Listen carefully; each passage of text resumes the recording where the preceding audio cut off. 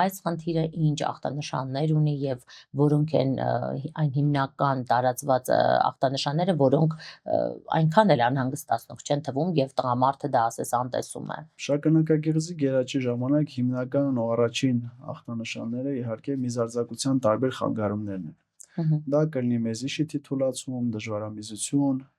ընդհատվող միզարձակություն, հաճախամիզություն, հետագայում արդեն գիշերային հաճախամիզություն, միզապարկի ոչ լրիվ դատարկման զգացում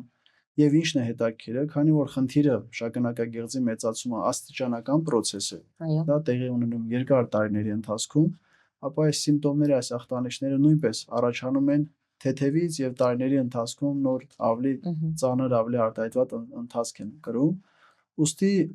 տղամարդիկ, ովքեր այս խնդրով տառապում են, շատ հազվադեպ են հենց ամենաթեթև գանգատի դեպքում դիմում հետազոտման համար, որտեղ իրենց համար սովորական process է, մտածում են, որ տարիքային դե այո, մեզիշիթը մի քիչ կթուլանա, մի քիչ պետքա դժվար միզեմ, այս խնդիրը կա իրականում, եւ երբ որ բանը բանից անցնում, արդեն հաճախամիզությունը չի թողում